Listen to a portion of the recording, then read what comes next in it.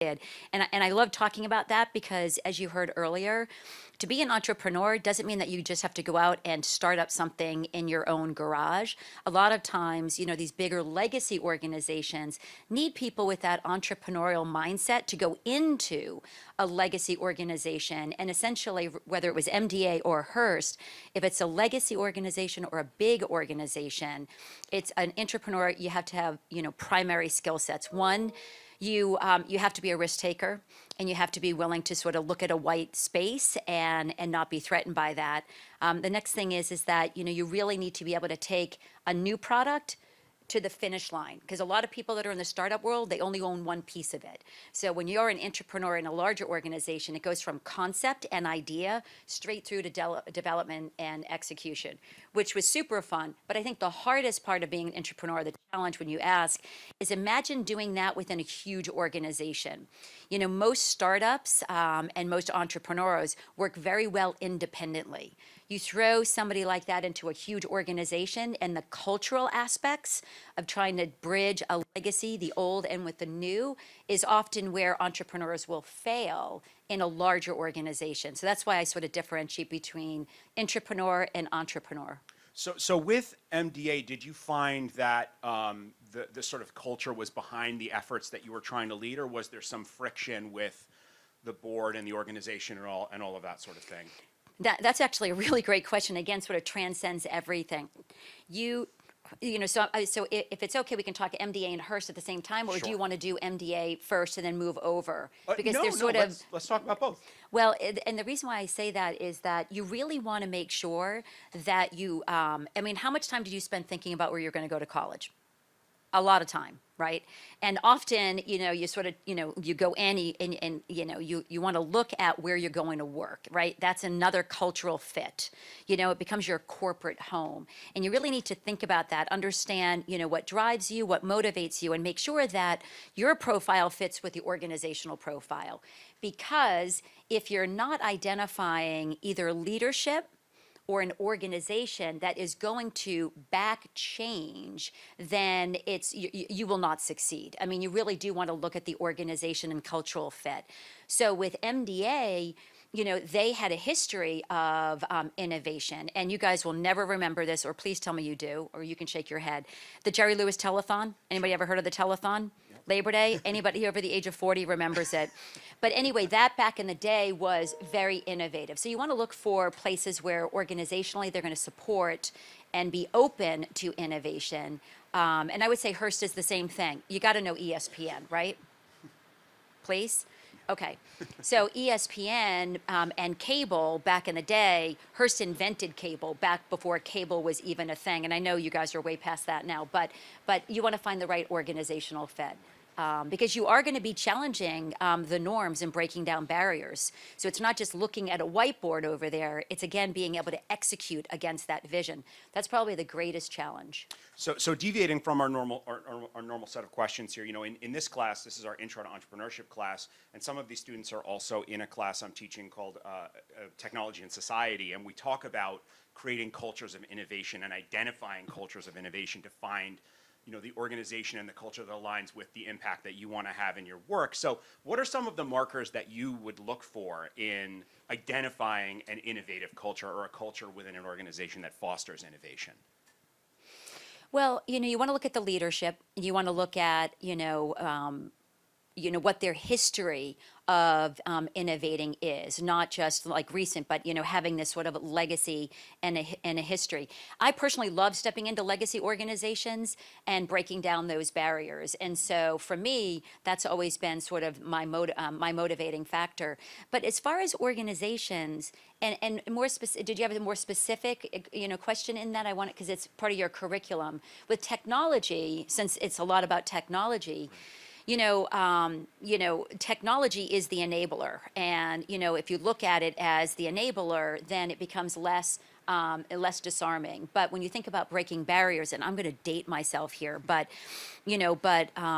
Cosmo Girl, Anybody ever remember that brand? I guess anybody, you remember. So Cosmo Girl was the first magazine launch to actually launch a magazine and a website on the same day. Now, I know that sounds so antiquated, but you have to sort of think back in time. You walk in and you're one person in a room, you're already publishing a magazine every month, and you're going to be the first one to launch a website where you're producing daily content 24/7. So that, it was technology and leaning into technology, and technology was the great enabler in that case. If you then fast forward, I also launched the digital platform for all the magazines. And if you think about the technology as the enabler and also creating the challenges, imagine walking in and saying you're all an individual magazine brand. And again, it's like, it's so hard. How do you explain to people how far things have come when they don't when nobody really even knows? But the idea is about breaking down the barriers and how technology is the enabler, and convincing people now that technology is an enabler is less foreign. But at the time, we were sort of like digital cowboys. We were the renegades. But technology is a huge factor. Even today, when we were in this room, a couple of weeks ago, talking about digital disruption and how that can change industries, like what we call disability disruption, and it's all about technology. Yeah, thanks for sharing that. I guess in the days of launching Cosmo Girl compared to what organizations face in terms of technology, it's a little bit different because now it's sort of the Wild West of technology. Everybody has a platform that serves some purpose, whereas you were sort of paving the way. It was sort of unknown territory, so to speak, at that point. So let's transition to talking about your time with Hearst Media. Yeah. How did you get started with them? Well, and it's funny that you're talking about it. Did you even know that there was a term publisher? Like, I didn't know publisher of Cosmo Girl was a thing. I didn't even recognize the term content is what I was actually consuming. And now everybody is a publisher of content, as an individual, as a brand, as an organization. So it was very interesting, because, now everybody's in the publishing business. Your question was, how did I get started? Yeah, how did you get started at with Cosmo her? Girl? Yeah. Well, Cosmo Girl, just the quick story there is that they were launching a magazine, and it was the first startup, and I began to really think that I wanted to be in a startup, and so I interviewed for the job. I was the youngest publisher that they ever hired, and that was just super fun. But I think the thing that was most exciting was just launching something from scratch. I just described this a minute ago. Imagine walking in, and there's you two over there, and whiteboards didn't even exist at that point. We were like hanging papers on the wall and literally building something from scratch. And so I think the perception is that when you launch a brand in an organization, you get a big amount of money. You get a huge staff. And I think that's the one thing I would say is that you get in there and you're literally starting from scratch. But what it was like with the two people at the very beginning is, imagine walking in and you get to create the editorial vision. You get to define the brand. You get to manage the P&L. I mean, what was exciting about that is that you had ownership of the entire thing. And that, I think, was very exciting. And playing into innovation and technology, as we know, young people then were obviously the early adopters. And as crazy as it says, I mean, MySpace was like a thing at that point, okay? And Facebook wasn't even around. However, what was really fun about it, and this is what's great about a startup, is that people aren't always looking. So you get to really, if you love to be innovative, you get to sort of test new platforms, knowing that you're still running the P&L. So what was really fun about that is that we were the first magazine brand to bring text to buy into this country. We launched the AR technology.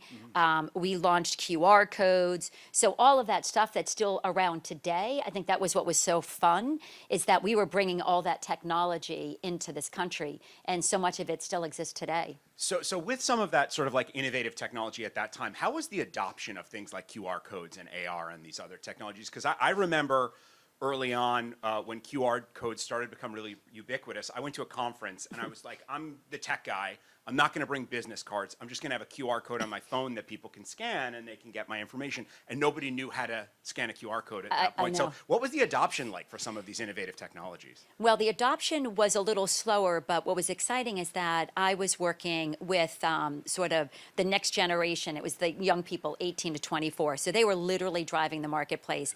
And it was so much fun. And they were the early adopters. It was really about converting those early adopters into more of the mainstream. And so I'll get to that in a second. But what I will say is that COVID changed everything. I mean, regardless of age, there's not a person who doesn't know how to scan a QR code, or else you're not getting your menu. Right. You're not getting your information. So, it's like that sort of changed everything. But yeah, in the early days, I mean, when I mentioned text to buy, or the QR codes, young people were eating it up and really sort of driving that marketplace. And we were, again, early partners with companies like PayPal. So it was really the young generation that really fueled the acceptance and the acceleration. But I think the tipping point happened when, I was at Cosmo Girl for about 10 years. We were the #1 selling teen magazine on newsstand. It was in our heyday. And I remember walking into my boss at the time and saying, I want a new job. And he literally flat out said to me, it's career suicide. And I said, nope, this digital thing, at the time it was a digital thing, is something we really got to lean into. The world was becoming very digitally engaged and very digitally connected. Side note, I'll tell you, he literally said, and this guy I'm talking about is very influential, said it was career suicide. I was ruining my life, all of those things. And I would say sometimes, the biggest thing is that you have to have the courage to look somebody in the eye and just say, no, it's time for this pivot. It's time for this change.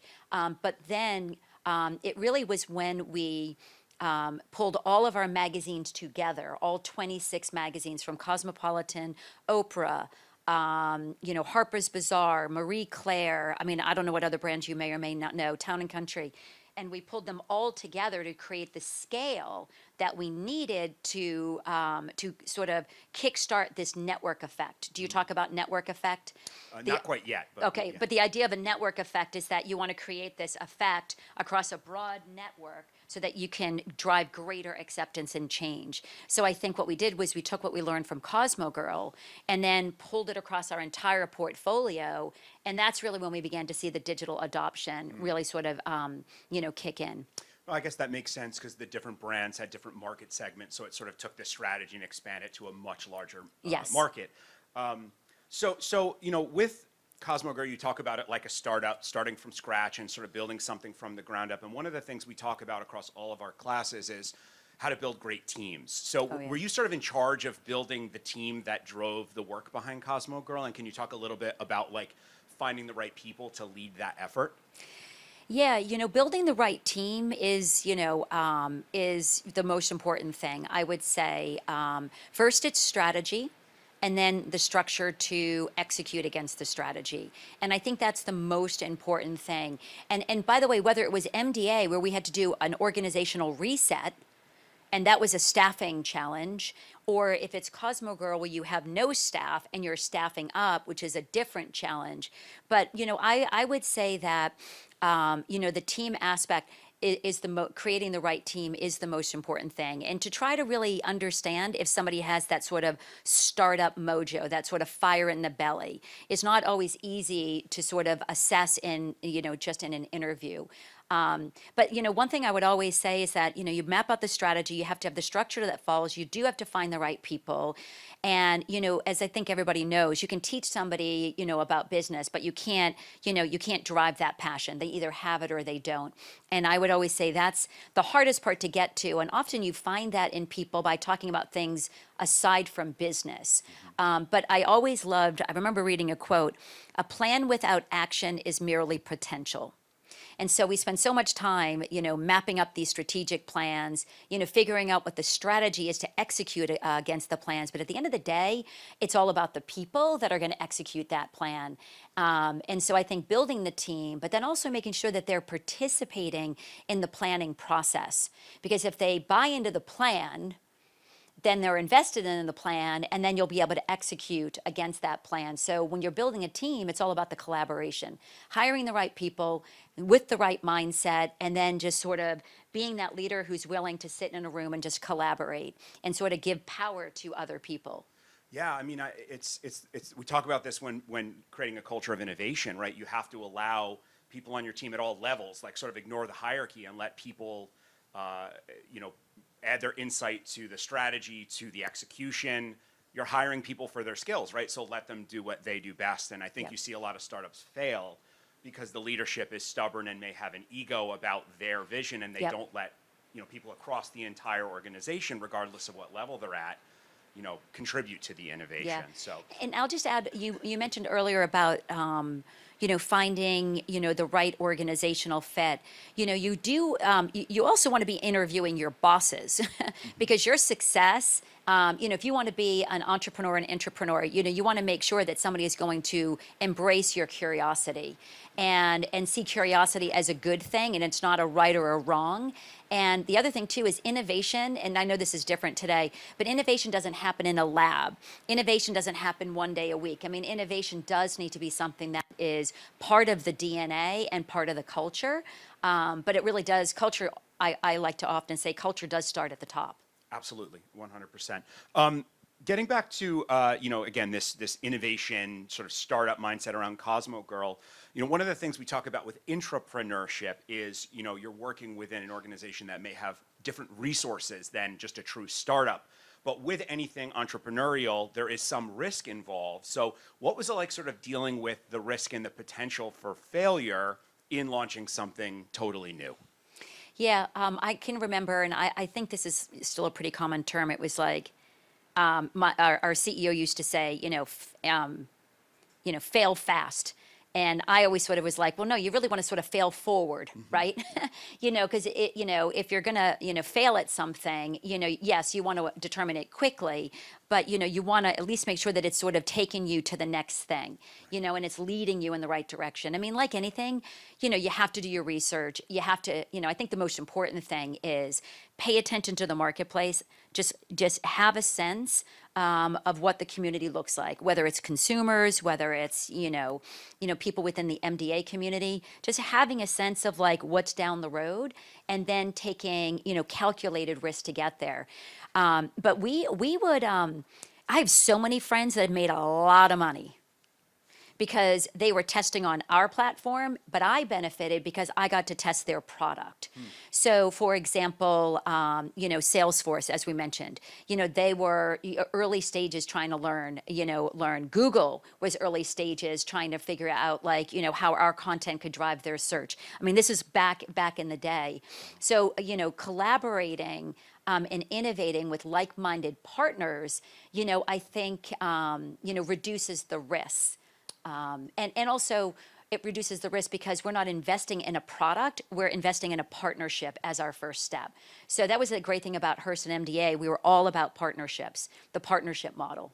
Yeah, I want to come back to that, but one other question on again, with this innovation entrepreneurial mindset.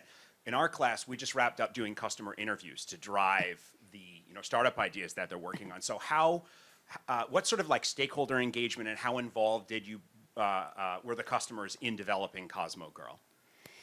Oh, well, in all of them, there's a lot of marketplace research. But with Cosmo Girl in particular, because it was such a new thing, I would say that young generation of 12 to 24-year-olds helped us literally build that brand. So they very much had a seat at the table, whether literally in rooms like this. Everything from our branding platform. Our branding platform was Born to Lead, which went on to win a lot of awards. Born to Lead, lots of really fun, a fun ad campaign. But again, they sort of led us to, well, why can't I buy this off the pages of the magazine with my phone? So we very much included our audience in the development from day one, which was really fun. And you won't remember Cosmo Girl, but it was like a cult-like community. This was a magazine that was talking to young people, not just about fashion, but like Born to Lead, talking to them about how, I'm not kidding, one of our platforms was called Project 2024. That was a goal we set to ourselves. Project 2024 was to put the first woman in the White House. I mean, I'm not saying Kamala's going to be in the White House, but I mean, that's how crazy it was. You know, at the time, it was like putting out these goals, and but anyway, it was really bringing the young people in. I'll say the same thing about Dr. Oz. Yeah. You know, Dr. Oz, which was, so I went from a magazine launch to digital for 10 years. So Cosmo Girl for 10 years, digital for 10 years, and then Dr. Oz. Which a lot of people were like, why do you want to go back to magazines? Magazines are like a dying business. It wasn't about a magazine. It was literally about the cultural shift that was happening, the wellness efforts. This is, again, before Fitbit and all of that. You know, wellness was really where, you know, the audience was headed. And that was another thing where you just lean into the audience. So let's talk about the Dr. Oz magazine a little bit. What was it like transitioning from all of this digital platform back to you know, sort of traditional mediums? Well, I've been accused of career suicide now, I think, 4 times. So, you know, again, going to Cosmo Girl, #1 selling teen magazine, being like, you know, now I want to go and, you know, launch all of our digital properties. And then to go back to magazines where, you know, people are like, magazines are dead. It was really more about, I think that's when I realized that I just like to build stuff. You know, again, you have to sort of understand what drives you and what motivates you. And I think at that point, I just had the 7-year itch. It was just time to go build something else again. And it goes back to the cultural fit. A lot of young people will say, you were at Hearst for almost, you know, 25 years. And they would be like, my kids would be like, can't you get another job? And, you know, and now, because nobody stays in a job anymore. Right. But for me, it was great because, you know, I did find a good fit. And when it was time for me to move, I went to my leadership and said, I think it's just time for me to move again. And they found an opportunity, and I became sort of their startup kid. They were like, yeah, well, we're thinking about launching this magazine with Dr. Oz, and Dr. Oz had just been discovered by Oprah Winfrey. You know, does anyone even know Dr. Oz? Okay. No. This is before he got into politics and sort of, you know, when he got out of media. But you couldn't walk through an airport without this guy, you know, being, you know, I mean, you'd think it was Taylor Swift.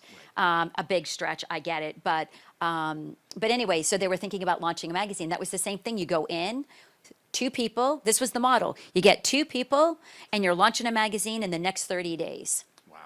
That's amazing. And it's amazing that you were able to find an organization that allowed you to continually be doing the work that you wanted to do, which was building things, right? Yeah. And so that's a lesson for all of you. Like, whatever your entrepreneurial path takes you on, you have to figure out how you work best and what team you work best around and find the cultures that align with that. Yeah. So I think you're a great Without example, a doubt. Having spent so much time and had so many opportunities to keep reinventing things within the organization. And as far as reinventing, the other thing, going back to MDA, so I was at Dr. Oz. In full disclosure, I was about 3 months into launching the magazine. And by the way, this was also an integrated launch. It was a magazine. We were integrated in his TV show. He had book deals. I mean, it was like full integration around all aspects of wellness. But it was also when my son was diagnosed with muscular dystrophy. Does anybody know what muscular dystrophy is? A little bit. So my son was just diagnosed. So imagine being 3 months into launching a brand. And like in launching a brand, whether you're in a big company or you're just out of your garage, it's a very stressful thing. But I say that because when you talk about, you just said a word where, anyway, just knowing that your skill sets are also transferable. Like for me, you know, I've had this sort of career journey that goes like this. It's not linear whatsoever. In fact, it looks, you know, a lot like a roller coaster in a good way. You know, but knowing that whatever you do in one place, you can carry over into another. So within the organization, I did that at Hearst, but then I stepped back, and again, this goes back to knowing what drives you. You know, don't feel like you've got to do the same thing forever. And what I realized, one, is that you could take your for-profit mindset and apply it to a purpose-driven, mission-oriented organization. Because a lot of people are like, I want to go nonprofit, I want to go for-profit, and everybody always thinks that they're very different, but they're very similar. And the only other thing I was going to say about the MDA thing is that with media, you can transfer all of those skills. So when you talk about knowing who you are and your skill set was the word you had, those skill sets are transferable. You can sort of look at your career as a narrative and just sort of move around, but you want to keep an eye on the marketplace, obviously. Absolutely, absolutely. I want to shift and talk a little bit about like your advocacy for DEI and all of that great stuff. But before we do that, I'm going to put you on the spot because we ask our students this question. What do you think your superpower is as an entrepreneur?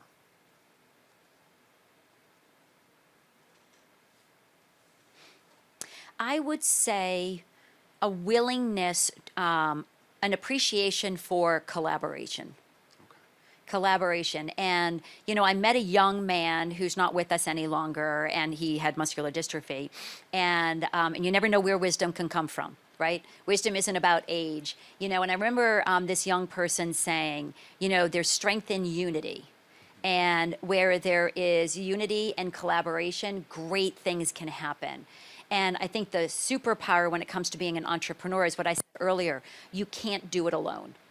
Even if you're an entrepreneur, an intrapreneur, you cannot do it alone. There's strength in unity, and, understanding a spirit of collaboration, I would say, is important. I think that's a really important takeaway for everyone. I think there's a misconception in the sort of like the startup world of this like archetype of the, Ivy League school dropout that does everything on their own and changes the world. And that's not really the case when you look at innovation. It's built around collaboration and great teams. So I think that's, to be able to facilitate great teams doing amazing things is an amazing superpower. So thanks for sharing that. Well, and don't a lot of the programs now intentionally try to help sort of the next generation of innovators and thinkers and leaders to understand it's not just about product development, but it's also execution and sort of like, because that's what happens in a startup. You have the product guy, and then you have the execution team, and they're not collaborating, they're not moving it, and it's because it's like they don't know how to think or respect or understand,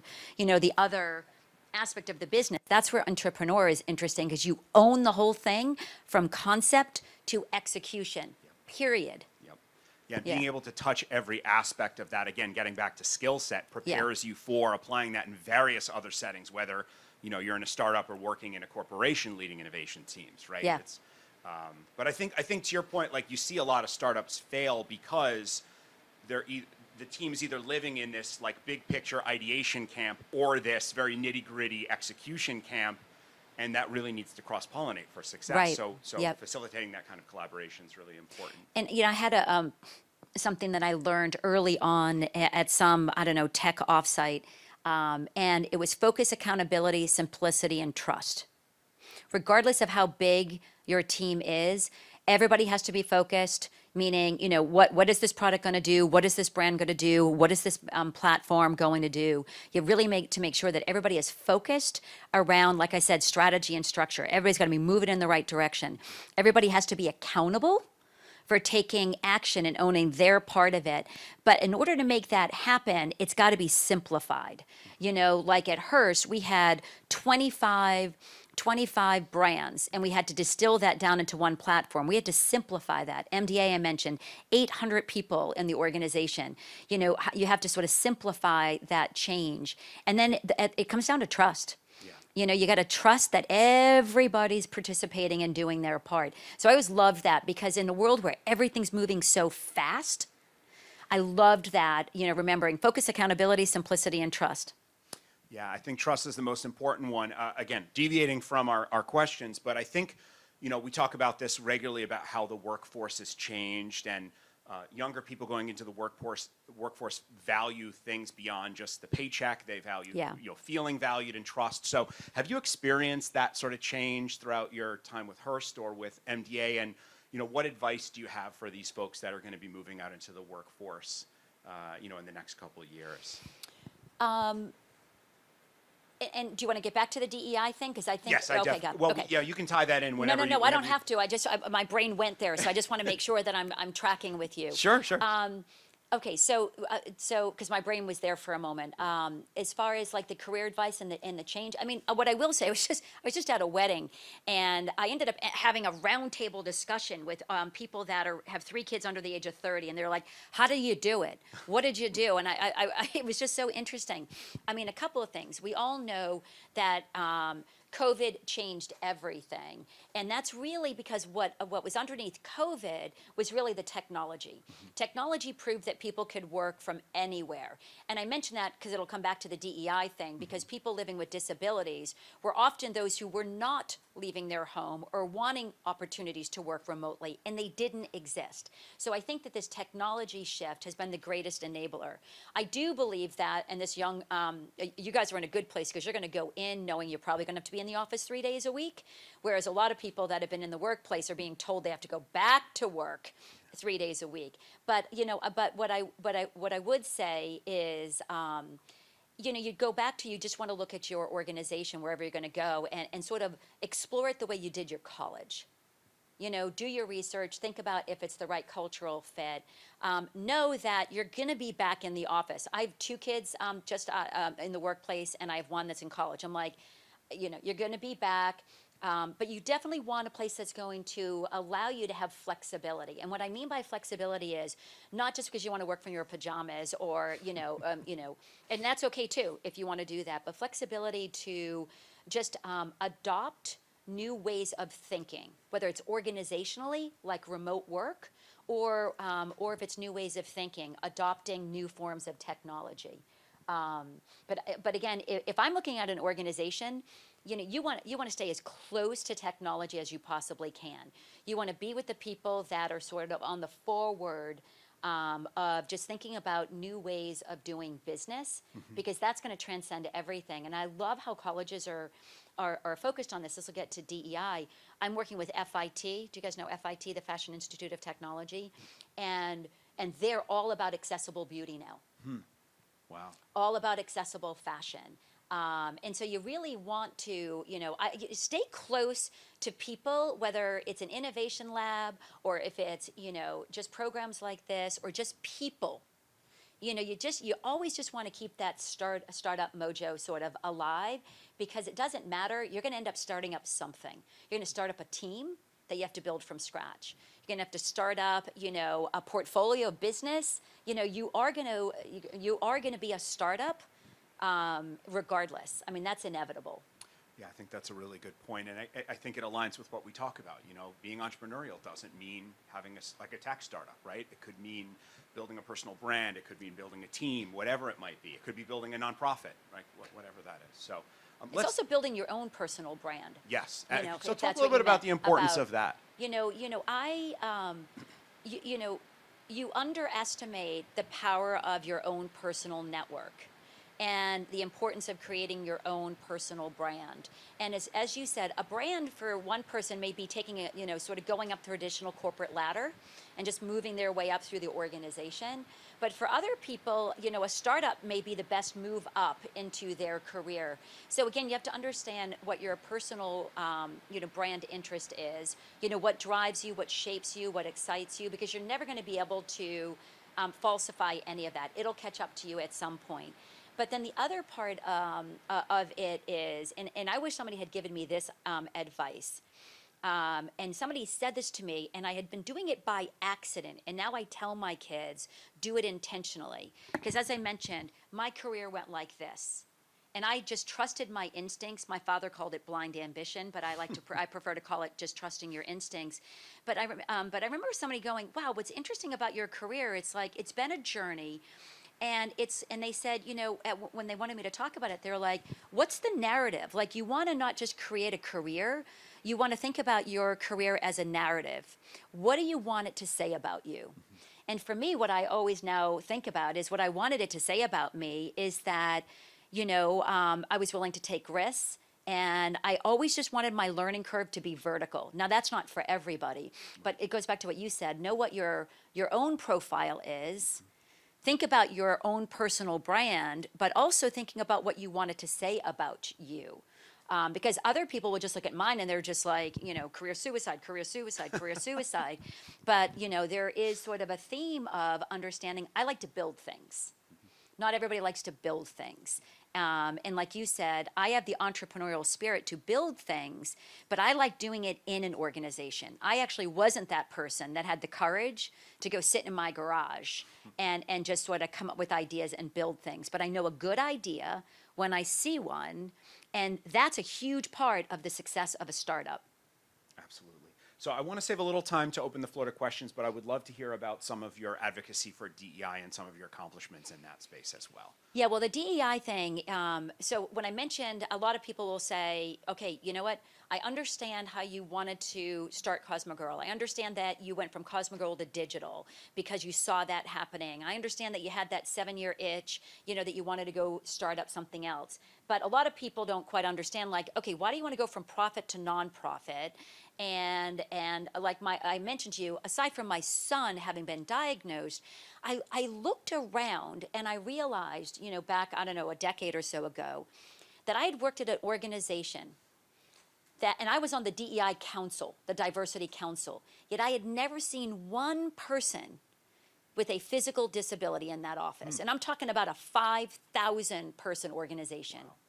And then I sat back and I was like, okay, I'm on the diversity council, yet I've never seen anybody with a physical disability. And that's when I started to really think about disability is diversity.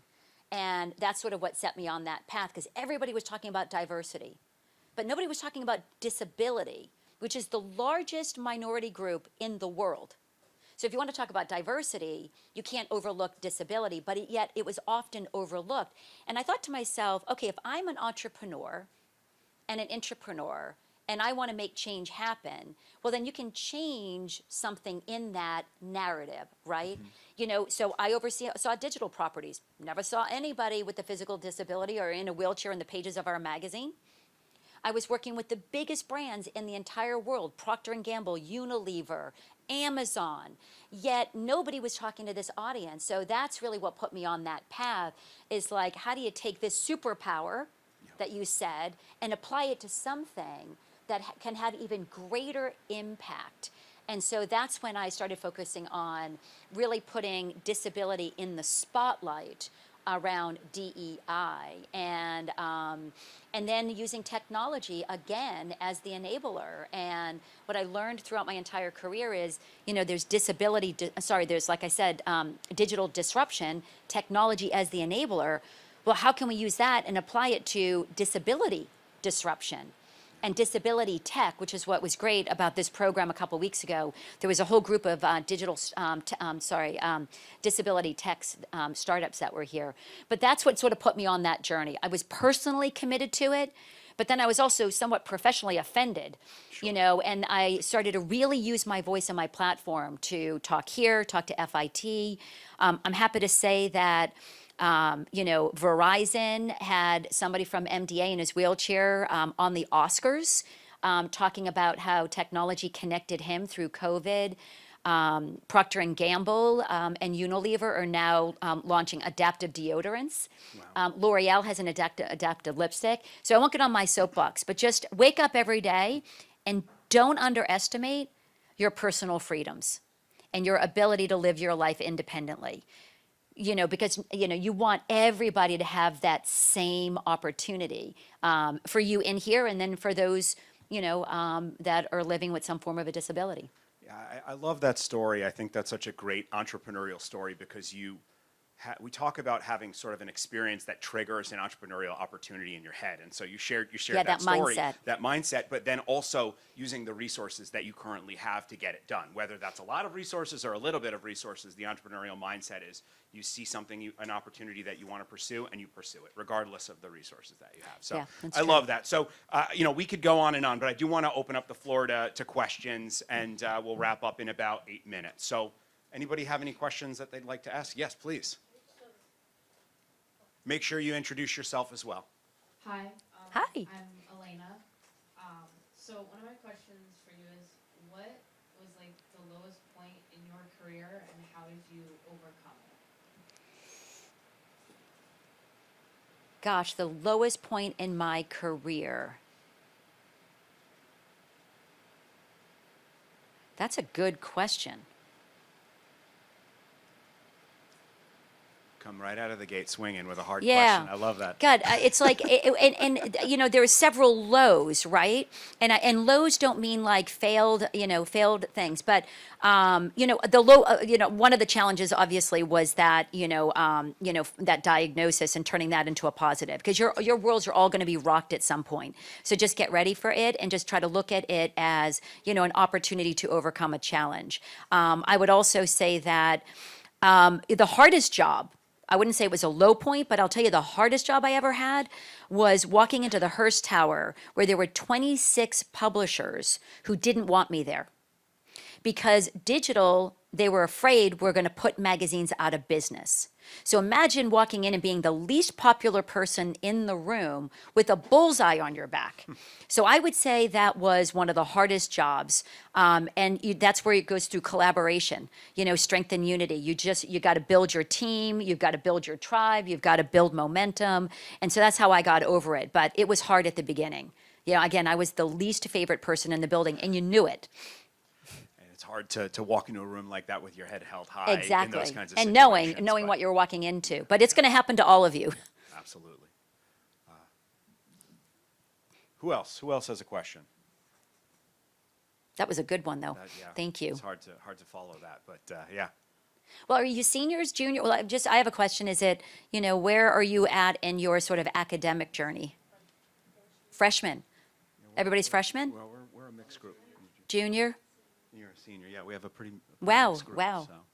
Yeah, so I know the job market. Well, first of all, I go back to the career because, like I said, I have a kid that's a senior in college.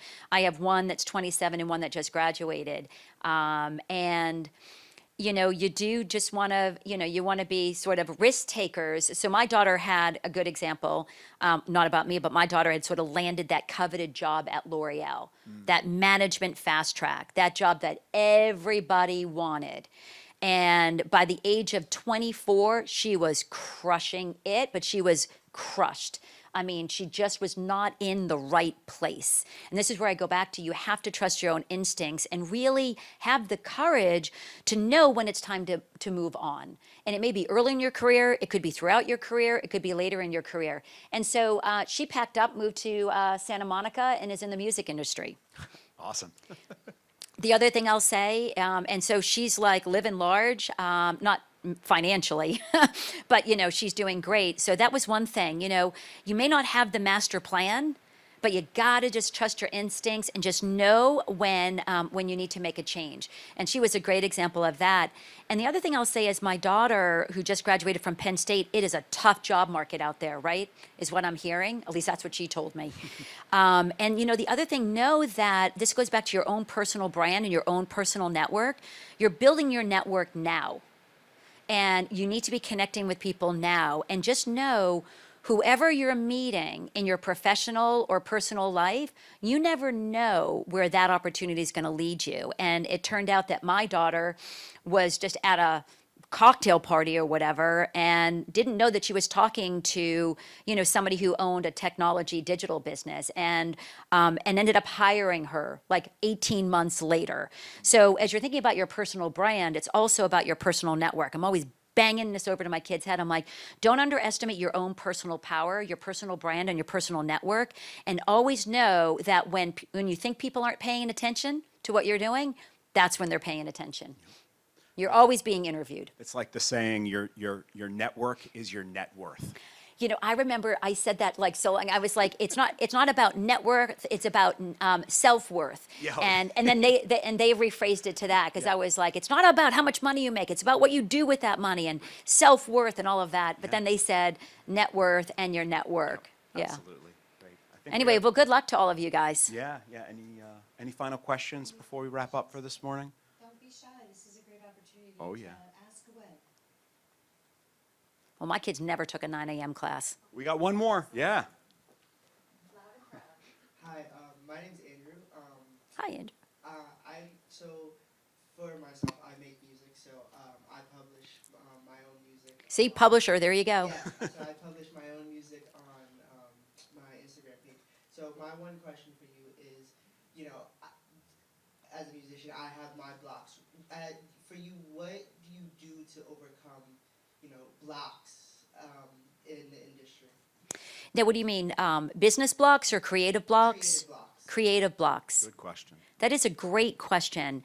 So, what was interesting about my background is that I didn't create the content, but I created the brands. I created the business strategy. So I wasn't necessarily the creative in the room, but I also feel like a lot of people think that business isn't creative. And if you happen to be a creative person, you can find a lot of opportunities in business and be very creative in your strategy. But so I didn't have I wasn't responsible for sort of the creative concept. I was responsible for identifying whether that was on brand, on message, did we have the resources to execute it? So your challenge might be, what are your building blocks? Because, you know, you have all of these platforms and limited resources. And you probably need to be thinking about, you know, what your content and communication cascade is, right? So I always sort of looked at it in a framework. I'm a very visual person. You put your communication strategy at the top, right? What's your content strategy at the top? Then you need to make sure that that communication and that content is cascading right through everything you're doing, because otherwise you're not optimizing your resources effectively. And I literally would, I have a visual I used to always use, and it had 3 bars across the top, 3 bars across the bottom, and all the pillars. And for you, the pillar could be Instagram, it could be Spotify, it could be this, it could be that. So you want to make sure that whatever your creative vision is, that you can then have it cascade across all of these platforms, because otherwise you're going to be running yourself in circles. So I can't answer your creative block, but what I can say is you want to understand how that content is going to speak to that audience on that platform, and that may then help to inspire some of your creative thinking, or maybe sort of, you know, remove some of the blocks or the obstacles. And it's just like this whole idea of mind mapping and whiteboarding. You know, I always love, I love a good mind mapping exercise. I don't know if anybody knows that. I love a good whiteboard. I love a good mind mapping exercise. But I can't help you remove the creative obstacles, but there's something about that clarity. When you write this down, you go, okay, my creative vision, my communication strategy, how am I going to implement that and you know, cascade it across everything, and what do you want your outcome to be, you know, and then looking at the outcome sort of at the bottom, and that often will free up or maybe open up some new ways of thinking. Good luck with the music industry, boy. That is one competitive. I could pull my kids back from music. It's great. She loves it. But that's a 24/7, and that's where you also have to trust your own instincts. I'm impressed with my daughter that there's so much noise in the system, whether it's in the room or just in the pipeline. She just has this ability to just tune in and tap into her inner voice and her inner instinct. Just make sure to the best of your ability that you just trust that inner voice, because there is power in trusting your instincts. You might not believe me now, but I can assure you. 100%. Anyone else? Anyone else? Any final questions? Well, good luck on your freshman, senior, junior. I don't think I heard a sophomore in the room. Oh, sophomore. Okay, so all steps of the journey, which I think is great. Well, greatly appreciate your time, Yeah, your fun. transparency, and all of the great Thank you. insight that you've shared with our students today. Thank you. Yeah, thank you.